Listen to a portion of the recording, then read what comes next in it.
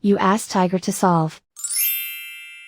This deals with linear equations with one unknown. The final result is c equals 13. Let's solve it step by step. Simplify the expression. Expand the parentheses. Simplify the arithmetic.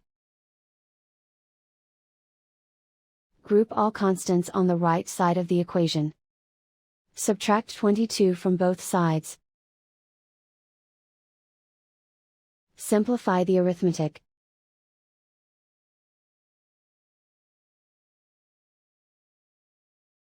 Isolate the c. Divide both sides by -2. Cancel out the negatives. Simplify the fraction. Cancel out the negatives.